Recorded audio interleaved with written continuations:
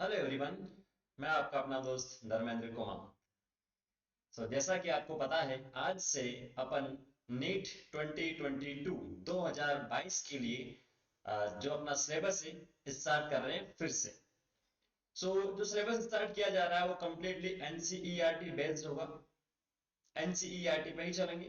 कुछ जो टॉपिक है एनसीईआरटी में आपको थोड़े से कॉम्प्लेक्स दे रखे हैं, जटिल दे रखे हैं, उनको समझाने के लिए हो सकता है उनको थोड़ा सा मैं बाहर से आपको बताऊं थोड़ा सा।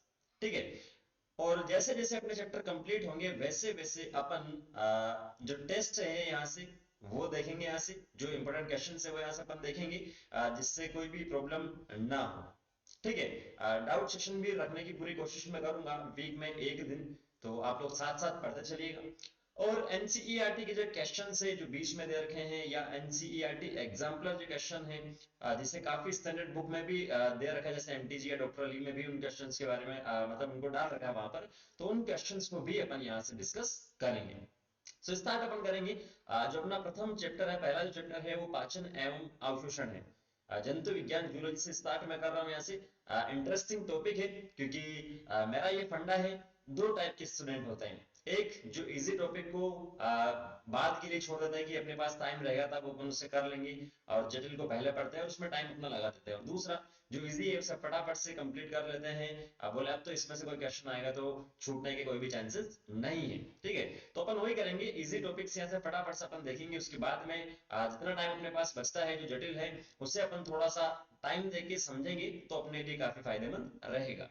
स्टार्ट अपन कर रहे हैं पाचन एवं अवशोषण। सिंगल शूट वीडियो नहीं है, टॉपिक वाइज अपन यहाँ से देखेंगे। लगभग 30 से 40 मिनट का हर एक लेक्चर होगा, आप अच्छे से देखिएगा। कोई डाउट होता है कमेंट सेक्शन में कमेंट करके आप पूछ सकते हैं। पाचन एवं अवशोषण का परिचय आज के सेशन में अपन देखेंगे। एनसीईआरटी का 16वां चैप्टर है 11th क्लास की एनसीईआरटी का। अगर आपको एनसीईआरटी की पीडीएफ डाउनलोड करनी है तो आप ncert.nic.in से डाउनलोड कर सकते हैं। पाचन एवं अवशोषण, इस टर्म से आपको क्या समझ में आ रहा है? पाचन जिसे बोलते हैं डाइजेशन, अवशोषण मतलब एब्जॉर्प्शन। मतलब नहीं है केवल इंग्लिश में ट्रांसलेट किया है कि जितने भी लिविंग ऑर्गेनिज्म हैं, और मेनली मानव के अपन इसके अंदर बात करेंगे। तो मानव की अगर आप बात करो, आप बोल रहे हो, चल रहे हो, घूम रहे हो, फिर रहे हो, कुछ भी कर रहे हो, तो इसमें किसकी जरूरत है आपको? इसमें आपको एनर्जी की या ऊर्जा की जरूरत है। और ये एनर्जी आपको कहां से मिलती है? ये मिलती है आपको फूड से या भोजन से। ठीक है। तो भोजन अपन ले रहे हैं, भोजन में आपके कार्बोहाइड्रेट हो सकता है, प्रोटीन हो सकता है, वसा जिसे फैट बोल सकते हैं वो हो सकता है, विटामिन हो सकता है, कुछ भी हो सकता है भोजन में। तो ये जो भोजन अपन ने लिया है इसी फॉर्म में ये एनर्जी में कन्वर्ट नहीं होगा। तब जो कार्बोहाइड्रेट लिया था नहीं कि लेते ही आपको एनर्जी मिल जाएगी और सुपर जो मैन होते हैं वैसे आप काम करने लग जाएंगे, भागने लग जाएंगे, उड़ने लग जाएंगे। तो ये जो भोजन अपन ने लिया है ये जटिल फॉर्म में होता है। जटिल रासायनिक फॉर्म होती है इनकी। उसी जटिल फॉर्म को अपन सरल फॉर्म में कन्वर्ट करता है, सरल रूप में परिवर्तित करता है। अपनी जो आहार नाल है, आहार का मतलब भोजन, नाल का मतलब नलिका नुमा संरचना। ठीक है। तो वो जो है जटिल खाद्य पदार्थ को सरल खाद्य पदार्थ में परिवर्तित करता है। और अब इस सरल खाद्य पदार्थ से अपने को क्या मिलती है? ऊर्जा मिलती है। तो उसी प्रोसेस को अपन बोलते हैं पाचन। सिंपल सी लैंग्वेज में मैंने आपको बताया। ठीक है। जटिल खाद्य पदार्थ जो कार्बोहाइड्रेट हो सकता है, प्रोटीन हो सकता है, फैट हो सकता है, विटामिन हो सकता है, कुछ भी हो सकता है, उसको सरल अवशोषण योग्य खाद्य पदार्थों में परिवर्तन करने की जो प्रक्रिया है उसे अपन बोलते हैं पाचन। और उस जिस पाथ में हो रहा है उसे अपन बोलते हैं आहार नाल, और वहां से उसका क्या हो जाएगा? अवशोषण हो जाएगा और अपने को एनर्जी वहां से मिल जाएगी। ठीक है। देखते हैं क्या लिखा है इसके अंदर एनसीईआरटी में। जो इंपॉर्टेंट पॉइंट है उसे मैंने हाईलाइट कर रखा, आप भी हाईलाइट करते चलिएगा। भोजन सभी सजीवों की मूलभूत आवश्यकताओं में से एक है। ठीक है। हमारे भोजन के मुख्य अवयव कार्बोहाइड्रेट, प्रोटीन एवं वसा है। इनकी स्ट्रक्चर वगैरह डिटेल में अपने को बायोमोलिक्यूल 9 चैप्टर में दर की जब पढ़ेंगे तो देखेंगे। अल्प मात्रा में विटामिन एवं खनिज लवणों की भी आवश्यकता होती है। ठीक है। भोजन से ऊर्जा एवं कई कच्चे कायिक पदार्थ प्राप्त होते हैं जो वृद्धि एवं उत्तकों की मरम्मत में काम आते हैं। तो ऊर्जा की, एनर्जी की अपन ने बात कर ली। जितने भी फंक्शन, जितने भी एक्टिविटी, जितने भी कार्य हैं वो अपन यहाँ से करते हैं। वृद्धि की बात करें, एक छोटा बालक होता है, उसको भोजन दिया जाता है, उसको दूध दिया जाता है, उसको पानी दिया जाता है, उसको बिस्किट दिया जाता है, तो वो कुछ समय बाद में बड़ा होता है, फिर कुछ समय बाद में और बड़ा होता है जैसे जैसे खाने पीने लगता है। ठीक है, तो इसकी वृद्धि जो हो रही है वो किसकी वजह से हो रही है? वो भोजन की वजह से हो रही है। किसी को चोट लग गई, किसी इंसान की चोट लग गई, तो कुछ समय बाद में देखते हैं अपन वहां बुरा बुरा हो गया और वो वापस से पहले जैसे स्किन हो गई है, स्किन पे लगी है। तो ठीक है, तो जो कायिक पदार्थ है जो वो क्या करते हैं, वृद्धि तो करेंगे, साथ साथ में ऊतकों की मरम्मत में भी काम में आते हैं। ये केवल सिंपल सा एग्जांपल मैंने दिया है। जो जल हम ग्रहण करते हैं वो उपापचय प्रक्रिया में महत्वपूर्ण भूमिका निभाता है और शरीर के निर्जलीकरण को भी रोकता है। वाटर बहुत इंपॉर्टेंट है साहब। ठीक है, हमारा शरीर भोजन में उपलब्ध जैव रसायनों को उनके मूल रूप में उपयोग नहीं कर सकता है। जैसा कि मैंने आपको पहले ही बता दिया, कार्बोहाइड्रेट प्रोटीन फैट वगैरह जो भी अपन ने लिया है उसको उसी रूप में अपन उपयोग में नहीं ले सकते। पालक की सब्जी खाई साहब, तो उसी फॉर्म में अपन उसे यूज में नहीं ले सकते। चपाती अपन ने लिए साहब, तो भी नहीं कर सकते। तो क्या है, अपना जो पाचन तंत्र है, पाचन तंत्र में छोटे अणुओं में विभाजित कर साधारण पदार्थों में परिवर्तित किया जाता है। ये बड़ा सा भोजन था, इसे अपन छोटे छोटे अणुओं में परिवर्तित करेंगे।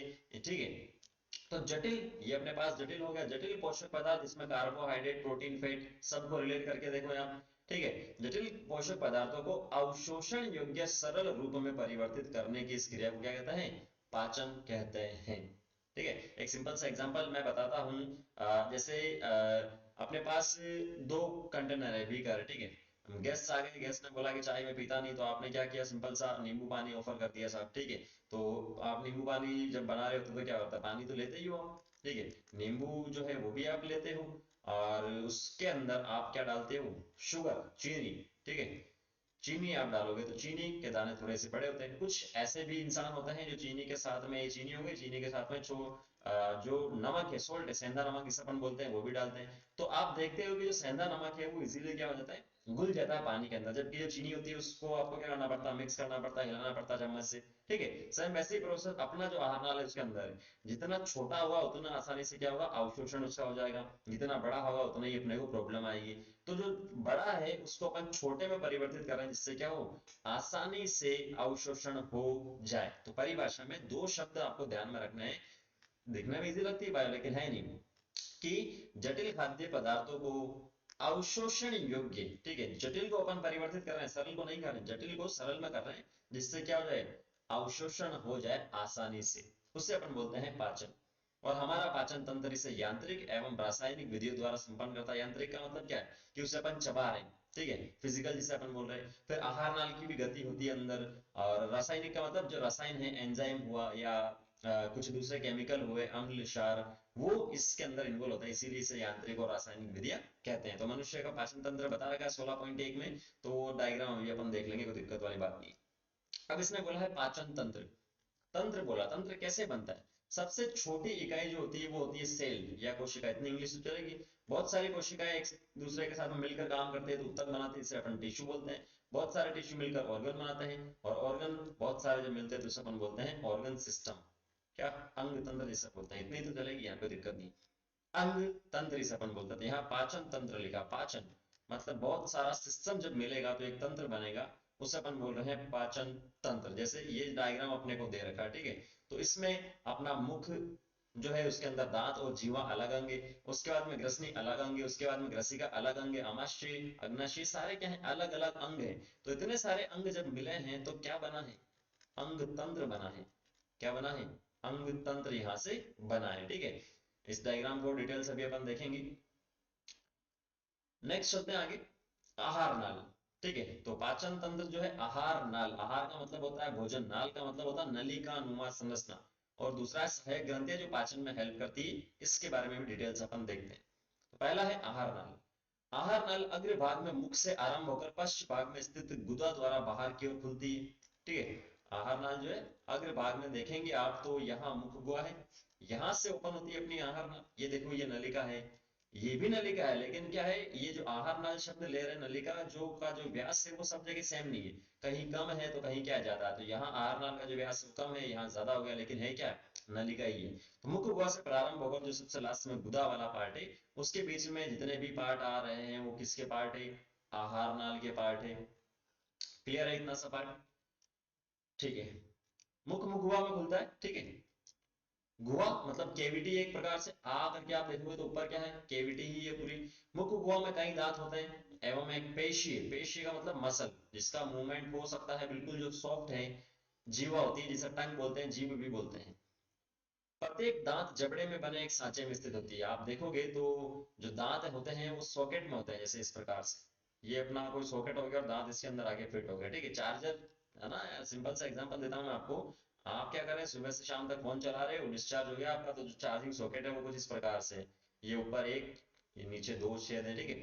तो आपका चार्जर कुछ इस प्रकार से है, ये इस प्रकार से दो आगे की ओर पार्ट होता है चार्जर के, और पीछे ये जो मोबाइल से जुड़ती है। तो ये जो वाला जो पार्ट है वो इन दोनों के अंदर आप डालते हैं वैसे, ठीक है। तो सेम वैसा ही इसके अंदर है। अपना जो मुख है उसके अंदर छोटे छोटे इस प्रकार से जो क्या है सॉकेट होते हैं, और उसके अंदर क्या होता है, दांत यहाँ से फिट होते हैं, टीथ यहाँ से क्या होते हैं, फिट होता है। तो इस प्रकार धसे हुए होते हैं, और इसे अपन बोलते हैं गर्त दंती। गर्त का मतलब केविटी, और दंती का मतलब दांत, ठीक है, दांत उसके अंदर फिट होते हैं। तो प्रत्येक दांत जबड़े में बने एक सांचे में स्थित होते हैं। इस तरह की व्यवस्था गर्त दंती या थेकोडोंट इंग्लिश में ध्यान में रखना, उसे कहते हैं। मनुष्य सहित अधिकांश स्तनधारियों के जीवन काल में दो तरह के दांत आते हैं, ठीक है। अधिकांश स्तनधारी, मैमल्स इसने बोला है, ऐसा नहीं बोला कि सारे एनिमल्स, इसने बोला है अधिकांश स्तनधारी जिसमें स्तन होते हैं। दो प्रकार के दांत आते हैं, एक तो होता है अस्थायी, आप देखते भी हो, छोटा बच्चा होता है तो 4-5 साल का जब होता है तो उसके दांत टूटते हैं पहले वाले, तो उन्हें अपन बोलते हैं दुग्ध वाले दांत, ठीक है, मिल्क टीथ बोलते हैं, या अस्थायी बोलते हैं। उसके बाद में वापस जो दांत आते हैं इस उम्र के बाद में, तो वो लगे रहते हैं काफी लंबे समय तक, तो उसे अपन बोलते हैं स्थायी दांत, ठीक है। तो अस्थायी दांत समूह अथवा दूध के दांत जो वयस्कों में स्थायी दांतों से प्रतिस्थापित हो जाते हैं, वयस्क हो गया तो स्थायी दांत उसमें आएंगे, ठीक है। किसकी जगह आएंगे, अस्थायी की जगह आएंगे, तो लैंग्वेज समझो। दूध के दांत जो वयस्कों में, एडल्ट में स्थायी दांत से प्रतिस्थापित होते हैं, स्थायी से प्रतिस्थापित यहाँ से कर देता है, ठीक है, इसकी जगह स्थायी आ जाता है। इस तरह की दांत व्यवस्था को द्विबार दंती कहते हैं, दो बार आते हैं जीवन काल में। द्वि का मतलब दो होता है, बार का मतलब बार, और दंती का मतलब दांत होता ही है। डाइफायोडोन, डाई मीन्स होता है टू, सुना होगा केमिस्ट्री में, मोनो, डाई, ट्राई, टेट्रा, तो ये जो शब्द हैं आने चाहिए आपको थोड़े से, तब काम आसान रहेगा अपना। वयस्क मनुष्य में 32 स्थायी दांत होते हैं। 32 ही सुना होगा, स्कूल में 32 ही तोड़ देंगे, कॉलेज में सुना होगा, मूवीज में सुना होगा।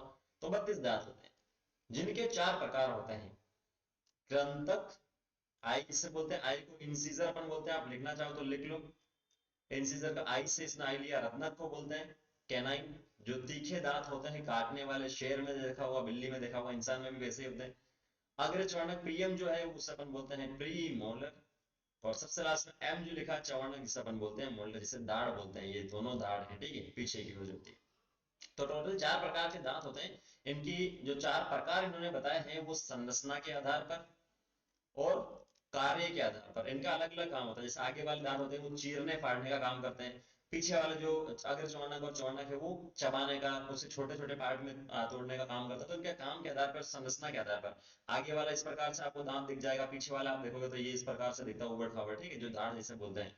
तो ये इतना डिटेल्स नहीं है, लेकिन आप ध्यान में रख सकते हैं संरचना और कार्य के आधार पर इनको चार प्रकार में बोला गया है, ICPMM, ठीक है। इनकी जो संरचना होती है, इनका जो एक सूत्र होता है जिसे हम बोलते हैं दंत सूत्र, ICPMM, ठीक है। कृदनक, रदनक, अग्रस्वर्णक और च्वर्णक। तो टोटल अपने पास होते हैं 32। जो दंत सूत्र होता है वो होता है 2123। मतलब मान लो ये मेरे ऊपर वाले दांत यहाँ पर है, ये मेरे नीचे वाले दांत यहाँ पर है, ठीक है। ऊपर वाले ऊपर, ये इस प्रकार से मान लो, मैं सिंपल सा बता रहा हूँ, गिन के नहीं बता रहा हूँ, मैं सिंपल सा ही बता रहा हूँ, और नीचे वाले नीचे इस प्रकार से, ठीक है। तो वापस बताता हूँ मैं। तो ऊपर वाले दांत यहाँ, नीचे वाले दांत यहाँ। अब ऊपर में भी क्या है, इंसान जो होता है द्विबार सममिति होता है, द्विअरीय सममिति, ठीक है। मतलब उससे इंसान को दाएं और बाएं दो बराबर पार्ट में डिवाइड कर सकते हैं। जैसे ये है, ए है, सेम ऐसे ही, एक आंख इधर एक आंख इधर, एक हाथ इधर एक हाथ इधर, सेम वैसे।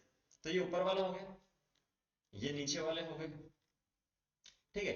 अब अपने पास जो ICPMM है, ICPMM, ऊपर वाला आई होता है दो, सी होता है एक, PM होता है दो और तीन, ये इतना सा 2123 हो गया ऊपर वाला। ऊपर वाला दाया या राइट साइड में लिख देता हूं, ठीक है। दो, एक, दो, तीन, तो ये कितने हो गए, 2+1+2+3, आप अगर करोगे तो टोटल अपने पास आ जाएगा 8। सेम ऐसा ही लेफ्ट साइड में, बाई साइड में भी ऊपर में होते हैं 8।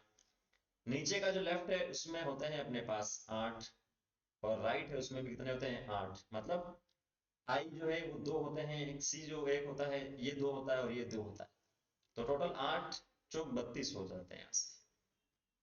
ठीक है, नीचे में 16 और ऊपर में 16, कितने हो जाएंगे टोटल? 32 दांत यहाँ से हो जाएंगे।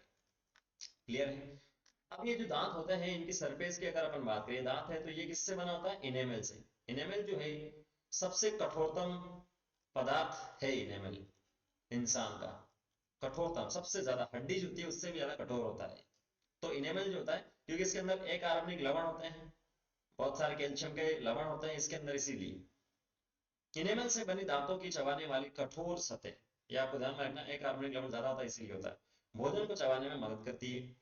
जीवा जो होती है स्वतंत्र रूप से घूमने योग्य एक पेशीय अंग है। जीवा घूम सकती है नहीं? जो नीचे की ओर आप देखेंगे, जीवा के नीचे की ओर आप शीशे में देखेंगे तो एक छोटा सा झिल्ली नुमा संरचना होती है, उसे अपन बोलते हैं फ्रेन्यूलम। तो मुख गुहा से वो जो फ्रेन्यूलम है वो जोड़ के रखती है जीव को। हिंदी और इंग्लिश में सेम है। जीवा के नीचे देखोगे ना तो वहां पर फ्रेन्यूलम होती है, जो क्या करती है? जीवा को मुख गुहा की आधार का मतलब नीचे वाली सतह से जोड़े रखती है। जीवा की ऊपरी सतह पर छोटे छोटे उभार होते हैं, देखेंगे आप पिंक कलर के दिखेंगे आपको, उससे अपन बोलते हैं पीपल या पेपीला, जिनमें कुछ पर स्वाद कलिकाएं होती है, सब पर नहीं होता। कंफ्यूज आपको कर सकता है कि समस्त फल होता तो नहीं होता, कुछ जो है अवशेषी भी होते हैं इसके अंदर। ठीक है, पेपीले स्वाद कलिकाएं हैं, अलग अलग नमकीन खट्टा मीठा जो है वो सारा जीभ का ही काम है, दांत का कोई काम नहीं है टेस्ट करने में। ठीक है, तो ये अपने पास मुख गुहा का जो क्वेश्चन था वो पहला हो गया, इसमें दांत और अपन ने जीवा देख लिया। मुख हुआ। अच्छा, इसका जो डायग्राम है वो भी मैं आपको बता देता हूँ। ये इस प्रकार का डायग्राम है अपने पास। ये देखो आप, दांत जो है हनुगर्तिका है यहाँ पर, जो धसी हुई है यहाँ पर, ये कृंतक रत्नक आगे चौड़क, चौड़क इस प्रकार से होता है, धसे हुए होते हैं इसके अंदर। ठीक है, तो ये सिंपल सा, इसके अंदर ज्यादा कुछ है नहीं। क्लियर? नेक्स्ट, मुख हुआ एक छोटी ग्रसनी, इंग्लिश में बता रहा हूँ लिखते चलिएगा, ग्रसनी को अपन बोलते हैं फेरिंग्स। ठीक है, मान लो ये इस प्रकार का कोई इंसान है, ये ऊपर इसकी खोपड़ी भी है, बाल वगैरह सब है, ये मुख गुहा अपन ने पढ़ लिया, जिसके अंदर दांत भी होते हैं, जिसके अंदर जीवा भी होती है। तो ये मुख गुहा का जो आगे वाला रीजन है, ये वाला जो रीजन है, इसे अपन बोलते हैं ग्रसनी। ठीक है, मुख गुहा का आगे वाला, यहाँ जीभ वगैरह दांत वगैरह सब है। जैसे आपने खाना खाया उसके बाद में आप निकलोगे यहाँ से, और यहाँ से आप क्या करते हो, ये नाक है तो यहाँ से आप सांस भी लेते हो, जो अंदर की ओर जाता है लंग्स में, फेफड़ों तक जाता है। तो जो ग्रसनी है उसमें जो आपने खाना निगला है, जिसे अपन बोल रहे हैं भोजन, और जो आप सांस ले रहे हो, ठीक है, वायु जिसे अपन सिंपल सा बोल रहे हैं, उसका कॉमन मार्ग है। मतलब यहाँ से आपके पास क्या होगा, जो वायु है वो भी आएगी, जहाँ फूड है वो भी आएगा। ठीक है, कॉमन पैसेज है ग्रसनी। तो मुख गुहा एक छोटी ग्रसनी में खुलती है, जो वायु एवं भोजन दोनों का ही पथ है। यहाँ से क्वेश्चन पूछा गया है, इंपॉर्टेंट है, जब श्वसन तंत्र पर पढ़ेंगे उसमें भी सेम स्टेटमेंट लिखा है। उपास्थि में एक घाटी ढक्कन भोजन को निगलते समय श्वास नली में। ठीक है, ये इस प्रकार का जो बताया जा रहा है। अब यहाँ तक तो जो वायु और भोजन आ रहा था, लेकिन उसके बाद में क्या होगा, अलग अलग हो जाएगा। जो वायु है वो आपका यहाँ से अलग नली में चला जाएगा, और उसके बाद में क्या होगा, यहाँ से लंग्स में चला जाएगा इस प्रकार से। और जो खाना है वो आपकी अलग नलिका में चला जाएगा यहाँ से, और उसके बाद में आमाशय में चला जाएगा यहाँ से। ठीक है, तो ये श्वास नली जो है, मान लो इसमें श्वास नली बोल देता हूँ यहाँ से, ये वाले। तो जब आपने खाना खाया तो इसमें भी तो जा सकता है श्वास नली के अंदर। तो खाने को श्वास नली में जाने से रोकने के लिए इसके ऊपर एक ढक्कन टाइप होता है, उपास्थि में ढक्कन होता है, जो श्वास नली में भोजन को प्रवेश करने से रोकता है। ठीक है, क्लियर है? तो ये सांस जो आप ले रहे हो लंग्स में चली जाएगी। बाकी जो ये वाला जो पैसेज है यहाँ पर, जहां से भोजन आ रहा है, ग्रसनी के आगे जिसमें भोजन आ रहा है, जो आमाशय में चला जाएगा, उसे अपन बोलते हैं नेक्स्ट ग्रसिका, या इंग्लिश में इसे अपन बोलते हैं ईसोफेगस। ठीक है, क्लियर हो गया डायग्राम? तो ग्रसिका एक पतली लंबी नली होती है, ध्यान में रखना। ग्रसनी छोटी है, ग्रसिका पतली लंबी है, जो गर्दन वक्ष एवं मध्यपट से होते हुए यहां से होते हुए यहां तक आती है। उसके बाद में जे आकार के थैली नुमा आमाशय में खुलती है। जो आमाशय का शेप है वो आपको ध्यान में रखना, जे शेप होता है। कंप्लीट जे नहीं होता, लेकिन फिर भी एनसीईआरटी में लिखा तो आपको मानना पड़ेगा। ग्रसिका का आमाशय में खुलना, ग्रसिका का आमाशय में खुलना एक पेशी है, पेशी होती है आमाशय ग्रसिका अवरोधनी। ठीक है, आमाशय और ग्रसिका अवरोधनी, अवरोधनी मतलब रोकने वाला, द्वारा नियंत्रित होता है। देखो डायग्राम को, क्या दिक्कत है? यहाँ आप देखो, ये अपने पास ग्रसिका हो गई, ग्रसनी हो गई, यहां से ये खुल गया, ये आमाशय में खुल रही ग्रसिका वाला। तो यहाँ एक अवरोधनी होता है, मतलब एक बैरियर होता है, एक ढक्कन होता है। ठीक है। नहीं तो ढक्कन ये होता क्या हो सकता है कि आमाशय वाला जो खाना है वापस से ऊपर आ जाए, इसको रोकता है। वोमिट जब होती है ना, ये जो ढक्कन है यहाँ पर, ये ढक्कन क्या करेगा, जो खाना है उसे वापस आने से रोकेगा। लेकिन कभी कभी अपन क्या देखते हैं, वोमिट होती है, उल्टी होती है, तो जो खाना है वो वापस बाहर निकल जाता है। उस केस में क्या होता है, ढक्कन खुल जाता है, हमेशा नहीं खुलता। वो एक रिफ्लेक्स एक्शन होती है जिसे अपन देखेंगे आगे। ठीक है, उसे अपन बोलते हैं आमाशय ग्रसिका। किसके बीच में, आमाशय और ग्रसिका के बीच में। इसीलिए आमाशय गुहा के ऊपरी बाई ओर होता है, मतलब लेफ्ट हैंड साइड में होता है। उसको तीन भागों में अपन ने विभाजित किया है। जठरागम, मतलब जठर जो है, भोजन प्लस लार, उसे बोलते हैं जठर। जहां से आता है वो जठरागम ग्रसिका होती है। उसके बाद में फंडिस क्षेत्र, उसके काय मुख्य क्षेत्र, और जठरा निर्गम, मतलब जहां से निर्गम हो जाएगा, बाहर निकल जाएगा। और किसमें खुलेगा, छोटी आंत में खुलेगा। यहां से देखो, इसके अंदर देख लो, ये जो डायग्राम है, ये ग्रसिका वाला ऊपर वाला पोर्शन था। ये इसमें क्या है, थोड़ा सा शायद एनसीईआरटी जो हिंदी वाली में, उसमें डायग्राम में करेक्शन, इसीलिए मैंने इंग्लिश वाला यहाँ पर लिया है। ठीक है, ये जठरागम, फंडस, काय, बॉडी जो सेंट्रल पार्ट है उसे अपन बोलते हैं बॉडी। ये कार्डियक अपने पास है, और ये फंडस, और सबसे लास्ट में पाइलोरिस, जठरा निर्गम जिसे अपन बोलते हैं। तो इंग्लिश में आप थोड़ा सा ध्यान में रखिएगा, इंग्लिश जो शब्द है, मुझे ऐसा लगता है कि इन दोनों में, जठरागम और फंडस में, ऊपर नीचे बता रखा था पुरानी वाली एनसीईआरटी में। अगर अभी भी आपके पास पुरानी वाली एनसीईआरटी है तो इसमें थोड़ा सा करेक्शन, और नहीं है तो कोई नहीं, मैं शायद हो सकता है करेक्शन कर दिया हो, तो कोई दिक्कत वाली बात नहीं है। इसीलिए मैंने इंग्लिश वाला डायग्राम यहाँ से लिया है, ध्यान में आपको उसको रखना। ठीक है, तो यहाँ से जो आमाशय अपन ने देखा, यहाँ से ये आमाशय जो है वो आगे चलकर छोटी आंत में खुल जाएगा। जैसे छोटी आंत में यहाँ से खुल जाएगा। ठीक है, तीन चार पार्ट हो गए अपने पास आमाशय के। अब छोटी आंत के जो है तीन भाग होते हैं। सबसे पहले सी आकार की ग्रहणी। सी आकार की ग्रहणी, यहां से देखो, ये ग्रहणी यहाँ पर है, और ये किस शेप में है, देखो सी भी हो सकता है, और साथ ये सी, ये वाला पोर्शन देखो यहाँ से, ये सी।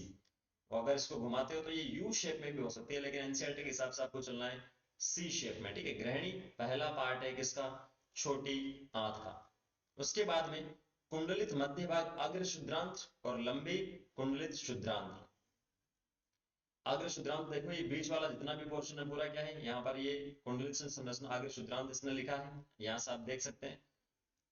ये अगर शुद्रांत है, उसके बाद में शुद्रांत यहाँ पर अपने पास लिखा, सबसे लास्ट में चला जाएगा। ठीक है, तो छोटी आंत के भी तीन पार्ट अपने पास हो गए, ग्रहणी, अग्र शुद्रांत और शुद्रांत। ठीक है, ग्रहणी ग्रसिका और ग्रसनी में कंफ्यूज नहीं होना, ग्रहणी अलग है, ग्रहण कर रहा है। आमाशय का ग्रहणी में निकास जठरा निर्गम अवरोधनी द्वारा नियंत्रण होता है। ये अपन ने देख लिया, आमाशय में जठरा निर्गम था, यहाँ से जठरा निर्गम अवरोधनी इसके बीच में होता है। यहाँ पर 3 से 4 घंटे तक जो खाना होता है वो आमाशय में ही रहता है, जिससे इसके जो अम्ल है, रासायनिक पाचन है, वो यहाँ पर हो जाए। ठीक है, क्षुद्रांत बड़ी आंत्र में खुलता है, जो अंधनाल, रुद्रांत और मलाशय से बनी होती है। तो बड़ी आंत के भी तीन पार्ट यहाँ पर हो गए। ये देख लो आप, जो क्षुद्रांत है वो यहाँ से, ये क्षुद्रांत वाला पार्ट था, यहाँ से ओपन हो रहा है बड़ी आंत में। बड़ी आंत इसके चारों तरफ होती है। ठीक है, तो यहाँ से ये वृद्धांत है, जिसके तीन पार्ट है। आरोही ऊपर की ओर जो जा रही है, उसके बाद में यहाँ साइड में जा रही है, ये वाली जो जा रही है उसे अपने यहाँ पर बोला अनुप्रस्थ, और सबसे जो नीचे की ओर यहाँ पर वापस आ रही है उसे आपने बोल दिया अवरोही। आरोही, अनुप्रस्थ और अवरोही वृद्धांत। बड़ी आंत जो है उसकी अपन बात कर रहे हैं। बड़ी और छोटी से अपन क्यों बोलते हैं, बड़ी जो होती है उसका जो व्यास होता है वो ज्यादा होता है, और जो छोटी है उसका व्यास होता है वो कम होता है। ठीक है, लंबाई की अगर आप बात करोगे तो लंबाई जो होती है छोटी की ज्यादा होती है लंबाई, तो ये आपको ध्यान में रखना है। ठीक है, बड़ी इसीलिए बोल रहे हैं क्योंकि उसकी चौड़ाई ज्यादा है, या व्यास बोल रहे एक तरह से, छोटी मतलब छोटी, जबकि लंबाई में उल्टा चलता है, छोटी आंत लंबी होती है और बड़ी आंत छोटी होती है लंबाई में। अंधनाल एक छोटा थैला होता है जिसमें कुछ सहजीवी सूक्ष्म जीव रहते हैं। ये रहा अंधनाल अपने पास, यहाँ पर थैला है छोटा सा, ये अंधनाल यहाँ पर, जिसमें सूक्ष्म जीव रहते हैं, माइक्रो ऑर्गेनिज्म रहते हैं, जो पाचन में भी एक तरह से हेल्प भी करते हैं। अंधनाल में एक अंगुली जैसा प्रवर्ध परिशेषिका निकलता है, जो एक अवशेषी अंग है, जिसे अपन बोलते हैं अपेंडिक्स। सुना होगा कभी अपेंडिक्स का ऑपरेशन हुआ है इस बंदे का। तो ये एक अवशेषी है, इसका कोई रोल है नहीं। पहले के जो इंसान थे उसमें रोल था, या दूसरे जो एनिमल है जो प्लांट्स पर ज्यादा निर्भर करते हैं, पादप खाते हैं जैसे खरगोश वगैरह, उसके अंदर ये एक्टिव होता है, हेल्प करता है। ठीक है, कर्मी रूपी परिशेषिका, ये वाला जो पोर्शन है, क्लियर है। और उसके आगे वृतांत चार भागों में विभाजित होता है, आरोही, अनुप्रस्थ एवं अवरोही, और सिग्मा अवरोही भाग मलाशय में खुलता है जो मल द्वार द्वारा बाहर खुलता है। ठीक है, तो यहाँ आप देख सकते हैं इसके अंदर ये 3 भाग मैंने पहले से बता दी, 4 पार्ट जो थे। ठीक है, और सबसे लास्ट में मलाशय, ये सिग्माब है। सिग्माब इसे एस शेप की वजह से बोलते हैं, लेकिन पूरा एस शेप नहीं है, यहाँ से आता है और ये इस प्रकार से बन रहा है। और ये मलाशय जहाँ मल जो है संग्रहित रहता है, सबसे लास्ट में गुदा जहाँ से मल को त्याग दिया जाता है। क्लियर है? तो ये अपना जो था आहार नाल वाला पोर्शन है। कौन सा? आहार नाल वाला। आहार नाल, नाल का मतलब नलिका। स्टार्ट अपन ने यहां से किया है और खत्म अपन यहाँ गुदा पर कर रहे हैं। अब ये केवल परिचय था, ये क्या है? केवल इंट्रोडक्शन है, परिचय है। आहार नाल के साथ में अपन ने बोला था कि अपने पास क्या होती है? सहायक ग्रंथियां होती है। तो ये इस डायग्राम अपन ने जैसे कर्णपूर ग्रंथियां जो कान के पास में होती है वो नहीं पढ़ी अपन ने, जो अग्नाशय वो इसके अंदर नहीं देखा, जो अपन ने पित्ताशय जो लीवर है यकृत जिसे बोलते हैं वो भी अपन ने नहीं देखा। मतलब इसको आने वाले लेसन में अपन यहाँ से डिस्कस करेंगे। क्लियर है? तो ये आहार नाल वाला पोर्शन अभी अपन ने देखा है, बाकी सहायक ग्रंथियां अभी बची है अपने पास और इनको थोड़ा सा अपन डिटेल्स देखेंगे। आहार नाल की संरचना भी अपन देखेंगे, किस किस प्रकार से इसका पाचन होता है वो भी यहाँ से अपन डिस्कस करेंगे। सो उम्मीद करता हूँ आपको इस सेशन में कोई दिक्कत नहीं है। दिक्कत होती है तो आप कमेंट सेक्शन में कमेंट करके पूछ सकते हैं। ठीक है, एनसीईआरटी बड़ी अच्छे से, क्योंकि अपना जो एम है, मेरा जो एम है हिंदी मीडियम के मैक्सिमम स्टूडेंट का सिलेक्शन करवाना है। जो रेशियो है उसे परिवर्तन करना है। इंग्लिश का जो रेशियो है ज्यादा सिलेक्शन का, उसको यहाँ से परिवर्तित करना है। सो मिलते हैं नेक्स्ट सेशन में कल। Thank you, all the very best.